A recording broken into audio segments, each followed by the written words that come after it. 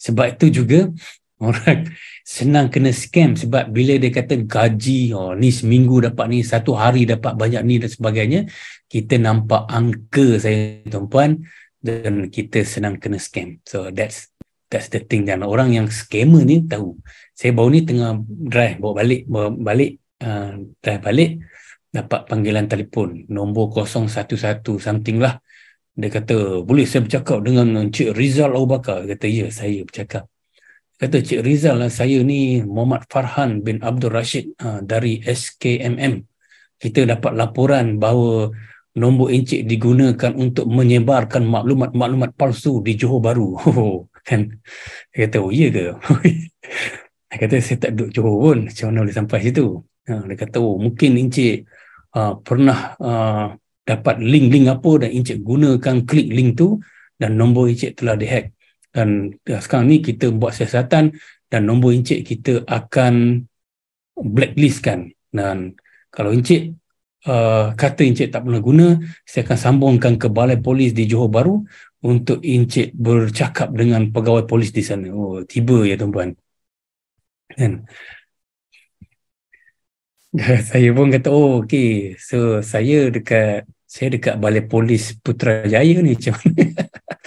Kan, lepas tu dia kata, okey, terima kasih, letak terus kan tuan-puan. Kita cek nombor, nombor tu ditulis invalid. Tak tahu kenapa nombor tu tulis invalid. So macam itulah tuan-puan. Dia sedang menarik saya untuk hilangkan PIN tuan-puan.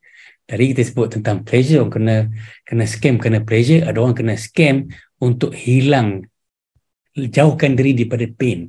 Jadi dua motivasi ni lah scammer guna tuan-tuan. Kena faham tuan-tuan. Saya ada rakam lah, saya ingat nak buat FB kan tuan-tuan. Saya tak menarik pula lah kan buat panggil macam tu. Tapi saya bagi tahulah kawan saya dekat balai polis dan sebagainya. Nombor dah dibagi dan sebagainya lah. So dia orang check lah. Right. Okay tuan-puan, kat mana kita tuan-puan? Kita bercakap pasal kita bercakap tentang visualization tuan-puan.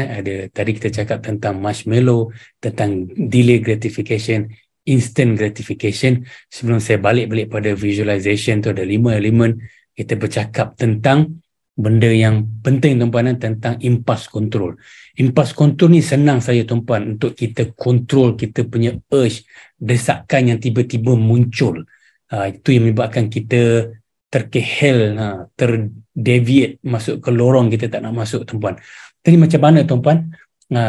Cerita dia senang tuan-puan, cerita dia senang. Tuan-puan pernah tengok lah dulu NASA buat pelancaran kapal angkasa kan, nama The Challenger tuan-puan. Pernah tengok tak dulu? Zaman 80-an tak salah saya kan. The Challenger ke 90-an, 80-an tak salah saya. Lepas tu dia meletup tuan-puan. Pernah tengok tak? Pernah tengok kan tuan-puan? Now, bila dia kira tuan-puan, dia kira daripada atas turun ke bawah. Bukan 1, 2 tak. Dia kira daripada 5, 4, 3, 2, 1. Pom, kapal angkasa tu naik, roket tu naik tuan-puan, dan meletup. Now, benda yang sama dalam konteks ilmu psikologi ni, bila kita nak delay, kita nak stop kita punya impas kita ni, kita nak kontrol kita punya impas ataupun desakan ni tuan-tuan yang datang tiba-tiba, kita hanya perlu buat kiraan NASA tuan-tuan. Saya panggil kiraan NASA lah. Dalam research psikologi dia panggil, ada yang sebut sama macam itulah, macam kiraan launching of rocket macam tu. Okay, so bila tuan-puan tiba-tiba ada desakan macam tu, tuan-puan buat kiraan 5, 4, 3, 2, 1. Dan apa yang tuan-puan fikir tentang impas tadi, desakan untuk beli aiskrim ke apa, dia akan hilang tuan-puan, sebab the focus teralih kepada number yang tuan-puan sedang kira. Now, itu nombor 1. Nombor 2 tuan-puan, tuan-puan